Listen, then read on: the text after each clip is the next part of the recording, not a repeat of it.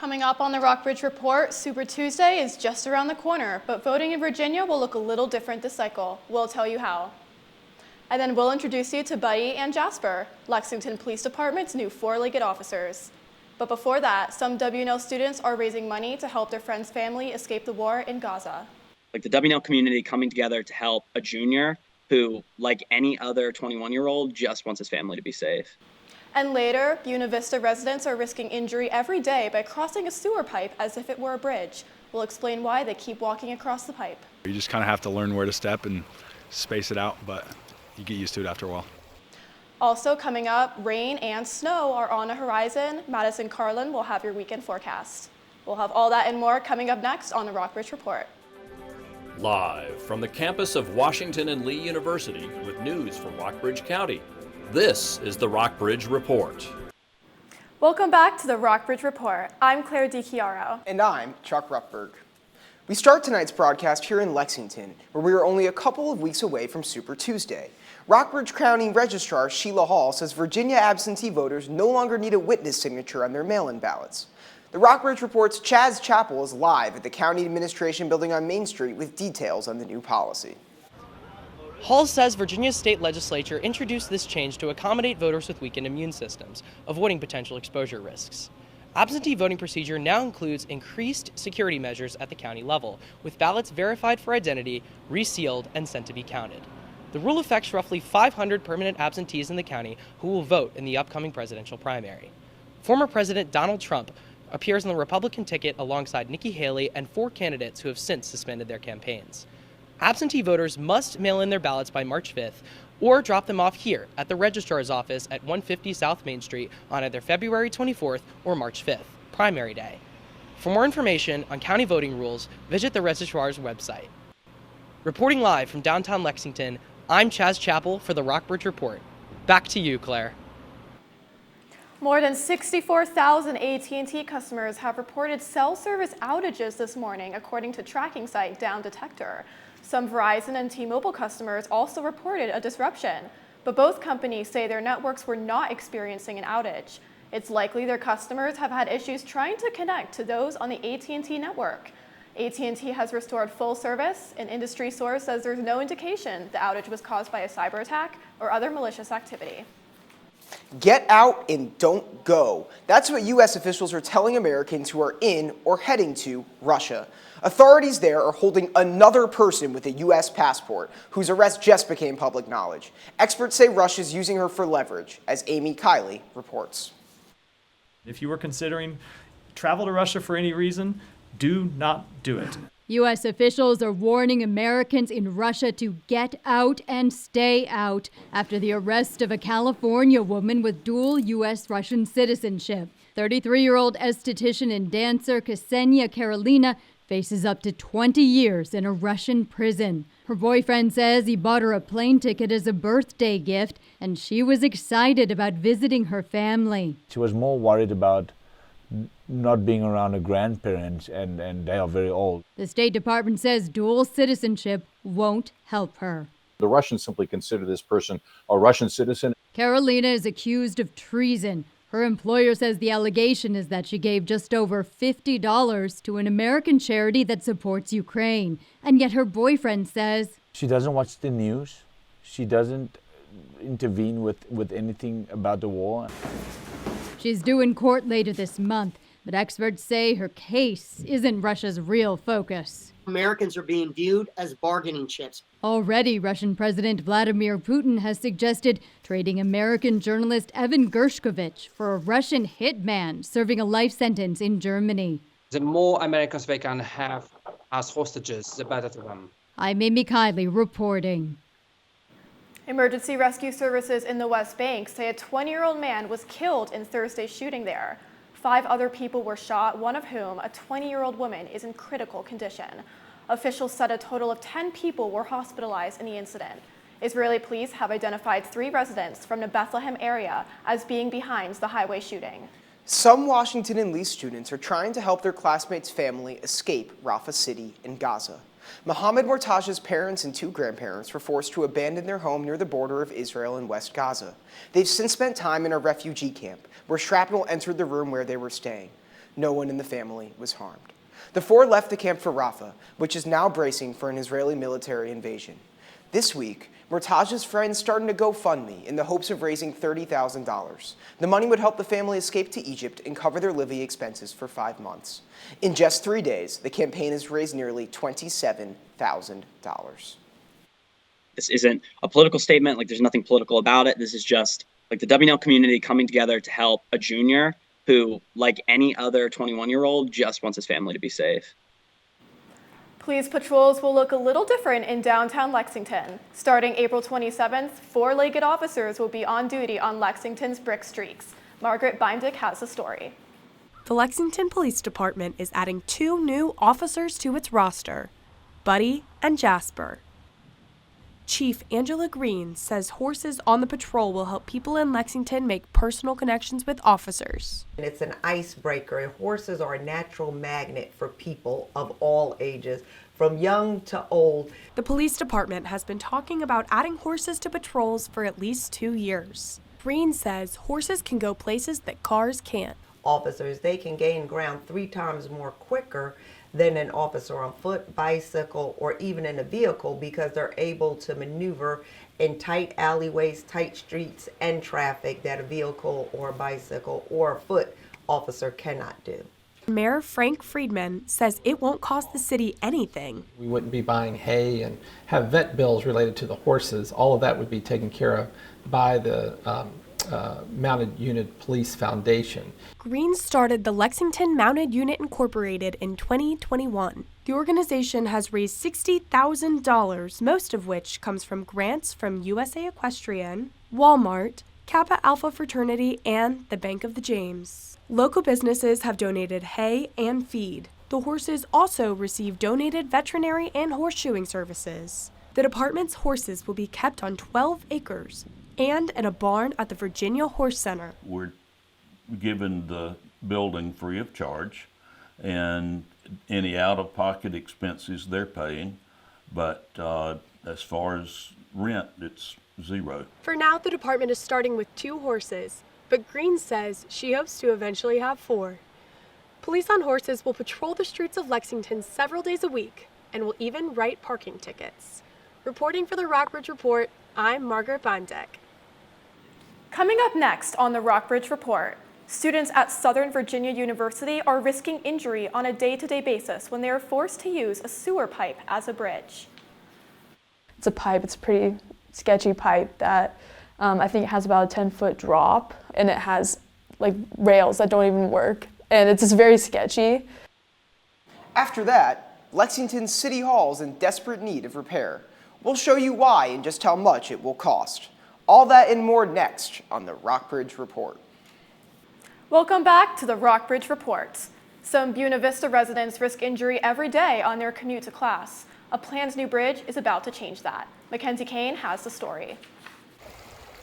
Over the river and through the woods lies an old encased sewer pipe suspended over Chalk Mine Run. Some Buena Vista residents disregard its dangerous appearance and use the pipe as a shortcut on their daily commute. It's primarily used by Southern Virginia University students like Owen Smiley, who are just trying to get to class. It's just a big pipe, probably 1.5 feet, 2 feet in diameter, and there's some railings that are kind of broken on the sides, so you just kind of have to learn where to step and space it out, but you get used to it after a while. Buena Vista is partnering with the Washington and Lee Engineering Department to design a new bridge above the current sewer pipe. Tom Roberts is the Buena Vista Director of Community Development. He says SVU students aren't the only people who would benefit from a new design. One of the apartment complexes right here is owned by SVU, so there are a lot of SVU students, but actually just across the road is Vista Apartments, which is senior apartments, so there's some older folks, and I see them walking down the road sometimes, and they can definitely benefit as well. Sarah Brown is the president of the Washington and Lee University Engineering Club. She says that while the students on the project aren't receiving academic credit for their work, knowing she's helping others is all the satisfaction she needs.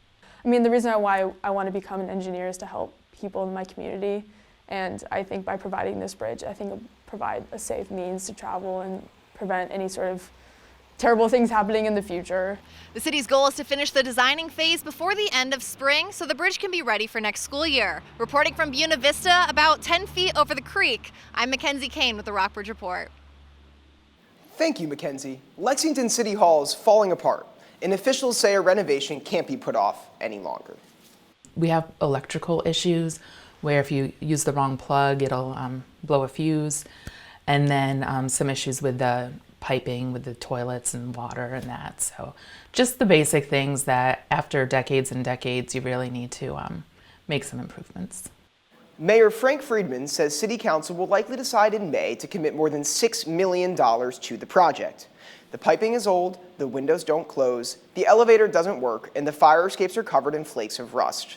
Finance Director Jennifer Bell says renovations could begin this time next year if Council approves the request. The Lexington and Rockbridge County school boards want to boost teacher salaries next year, but they're waiting on the General Assembly to finalize the state's budget to figure out how much they can pay. Lexington Superintendent Rebecca Walters says the school board wants to increase pay for the third consecutive year. She says the city school board wants to boost pay for all district employees by 3%. County Superintendent Philip Thompson says the school board is waiting to see what the state does first. Read Claire Hamlet's story at rockbridgereport.wlu.edu. Governor Glenn Youngkin and Lieutenant Governor Winsome Earl-Sears joined thousands of Virginia activists Wednesday for an annual anti-abortion demonstration. Speakers denounced Democratic lawmakers who have blocked proposed restrictions since the Supreme Court overturned Roe v. Wade. Earl-Sears joined other speakers in calling for housing, support, and other resources for expectant parents. Democrats criticized Youngkin's participation in Wednesday's events. The U.S. Supreme Court declines to hear a challenge to a Virginia school's admissions policy Tuesday that critics say discriminates against Asian American students. The controversy stems from a 2020 admissions policy adopted at the highly selective Thomas Jefferson High School for Science and Technology in Alexandria. The policy sought to ensure disadvantaged students were admitted to the school, whose student body was historically from affluent areas. At that time, 70% of the student body was Asian American. In 2021, a group of parents sued the school board, alleging the policy aimed to exclude Asian American students.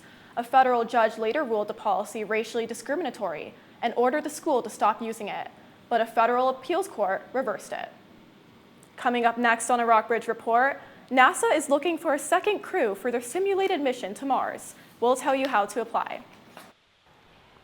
This morning's rain has quickly cleared up, and it's looking like sunny skies here in Lexington today. I'm Madison Carlin. I'll have more details in my 5-day forecast.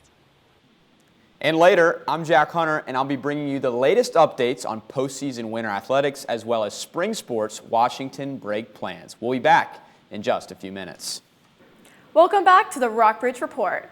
Tonight, the Odysseus lunar lander could make the first touchdown of a U.S.-made spacecraft on the moon in 5 decades.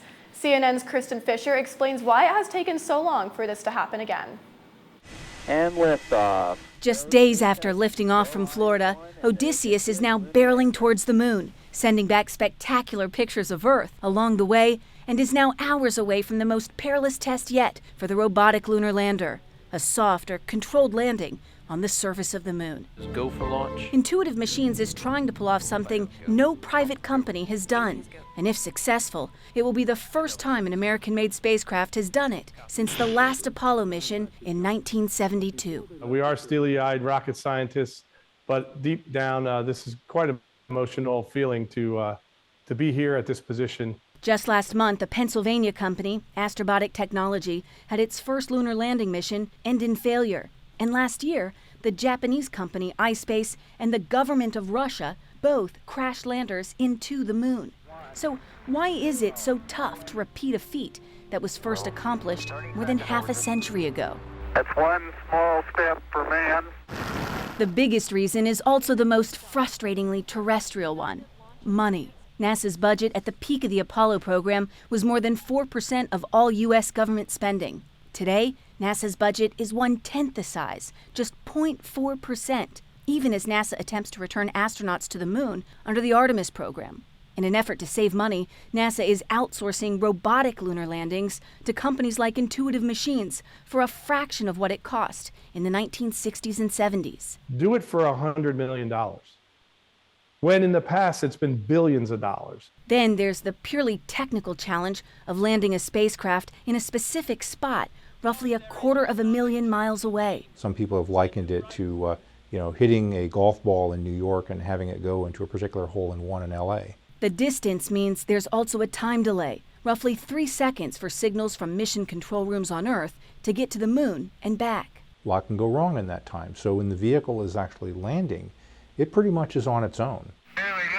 Finally, there's the experience factor, the loss of the Apollo-era expertise that no amount of new technology can make up for. Simply because somebody else did it in an earlier age doesn't mean that this generation or this organization can do it. These are people doing it for the first time, and there's no substitute for that experience. We all collectively have to be resilient to failures, and we all have to be helping each other lift up and break down these barriers so that we can begin a lunar economy. That's what this is, a beginning of an emerging economy around the moon. Moving to weather, I've been enjoying the sunny skies and warm afternoons as of late. Madison, can we expect that to hold? Sorry to burst your bubble, Chuck. I'm gonna have to let you down here. Our nice stretch of weather is being interrupted by some rain tonight coming to the area. Moving to a live shot of downtown Lexington and taking a look at today's weather. This morning we had some rain drizzling in, but it quickly cleared up to give us a warm afternoon with a high of 60. That's cooling down tonight with some more rain expected to come in, the low of 31. The National Weather Service did not have the rest of the data available, so we are moving on to look at our radar map where we can see some patches of rain making its way towards the Rockbridge area. And if we take a look at the regional weather, we will see that the rain is hitting tonight in Lexington, Stanton, Charlottesville, Buena, Vista, Lynchburg. Everywhere is going to be rainy and around the 50s and 60s, which might make for some humidity. And taking a look at Covington and Roanoke, we are seeing the same with temperatures in the 60s. Heading into our 5-day forecast, tomorrow the rain continues with a high of 60 and a low of 31. This weekend the weather is clearing up and we can have a nice sunny weekend to look forward to with highs in the 40s and 50s. Lows are dropping down a little in the 20s and 30s. Continuing to Monday, we are still seeing no rain ahead, sunny skies, but Tuesday the rain is making its return with highs still in the 60s and lows in the 50s. So it's still warming up overall. Make sure you stay dry tonight and look forward to a weekend of nicer weather. Back to you, Chuck and Claire. Coming up next on the Rockbridge Report, if you've ever dreamed of going to space, now may be your chance. We'll have the details up next on the Rockbridge Report. And later, Mackenzie Kane had the chance to speak with reigning Women's Lacrosse ODAC Player of the Week, Julia Thompson. All that and more coming up next on the Rockbridge Report. Welcome back to the Rockbridge Report. The ODAC men's basketball tournament kicked off this week, and it's been off to a hot start. How are things shaking out, Jack? They're shaking, Chuck. It's been a big-time tournament. The play-in games earlier this week. The first game today, Shenandoah and Randolph-Macon going down to the wire. Randolph-Macon coming out on top by 3. But this just in, Washington and Lee basketball, as it stands with 90 seconds left to play, is up 75-68 on Roanoke College. With the win, they would advance to the ODAC semifinals for the first time since 2019, and they would avenge 2 previous losses in the ODAC tournament to Roanoke the past 2 seasons. Now, on the women's side, the WNL women's team earned the #1 seed going into the conference tournament after winning the regular season conference title. They will play in the ODAC quarterfinals tomorrow against Randolph College as the team tries to defend its championship from last year. To our spring sports, Generals women's lacrosse has wasted no time in the young season with their first 2 games being against top 25 teams in the country. The team opened up their season with an emphatic 17-10 win over 4th-ranked Franklin and Marshall over the weekend. But the Generals had little time to celebrate with another ranked matchup last night. WNL fell to Christopher Newport by a final score of 12-10. Our Mackenzie Kane caught up with senior captain Julia Thompson after the opening game last weekend to talk about the young season. Good afternoon, Rockbridge. I'm here at Washington and Lee's Watt Field, where the #7 ranked Generals women's lacrosse team just downed the #4 ranked Franklin and Marshall College in their season kickoff. And leading that charge was senior captain Julia Thompson. Now, Julia, 6 goals today. Tell me what you saw on the field as it all went down. Yeah, it was an awesome win today to kick off our season. I think our attack was working really well together. We have 4 seniors starting out there, and we love working with each other. So felt like things were flowing. We had a lot of unassisted and assisted goals. So it's really fun to be out there and have so much fun with the team. Now, Julia, you're a senior on this team. You're in a leadership position. Are there any qualities that you've noticed in this team so far in your practices that you think will translate to success later on this season? Yeah, I mean, I think we're really pumped up after how we ended last year. So we just have a lot of energy and we're really motivated. So I think what I've tried to implement as a leader is just staying calm. And we know that we can beat a lot of these top teams. So just playing our game and not succumbing to them is how we're going to do it. Any particular team goals that you're focusing on so far this season? I think the next couple weeks are going to be huge for us. I'm excited to go up to Boston, and I think these next couple weeks will set the tone. Well, best of luck moving forward. Thank you so much for your time. And signing off with the Rockbridge Report, I'm Mackenzie Kane. The Generals will look to bounce back this weekend in a road battle with the 9th-ranked Salisbury Seagulls on Sunday. As for VMI, the Keydette basketball team fell to East Tennessee State last night, 82-69. The Keydets were down by 22 at half and couldn't mount a sufficient comeback. The Keydets return home this Saturday after a long 3-game road trip. It's February, which means Fighting Blues basketball is hitting its stride. The boys and girls teams won their respective district tournaments and earned first-round wins in the regional playoffs. The Parra-McClure girls squad took down Bland County 46-41 in the quarterfinals on Tuesday. They'll play at Castle Coliseum, home of the Virginia Tech Hokies, tonight at 8 p.m. versus Fort Chiswell. The boys team dominated Galax 73-49 to set themselves up for a date with George Wythe tomorrow at 4 p.m. also at Castle Coliseum. To wrap things up tonight, here's a little bit of history for you. On February 22, 1980, the Miracle on Ice took place in Lake Placid, New York, as the United States Olympic hockey team upset the Soviets 4-3. That young U.S. team went on to win the gold medal, outperforming expectations. That's all for sports. Claire, back to you. Thanks, Jack. In the world of business today, NVIDIA sparked a rally on Wall Street after the AI chipmaker reported another blowout quarter. The stock surged over 15% after reporting that its revenue and profits soared in the latest quarter, thanks to booming demand for its chips. Have you always wanted to go to Mars? Here's your chance, sort of. Cole Higgins has today's Take a Look at This. If you've ever dreamed of living on Mars, here's your shot. NASA is searching for its second crew of potential Martians for a simulated mission to the Red Planet. For 1 year, a crew of 4 people will live and work inside this space, the Mars Dune Alpha at NASA's Johnson Space Center in Houston. The 3D printed habitat is designed to resemble the living conditions of a crew of astronauts that will hopefully land on the Martian surface in the future. The application process is now open and will close on April 2nd. Good luck, interested Earthlings. For Take a Look at This, I'm Cole Higgins. That's all for the Rockbridge Report. Thanks for watching. Website rockbridgereport.wlu.edu and join us next Thursday for another half-hour edition of the Rockbridge Report.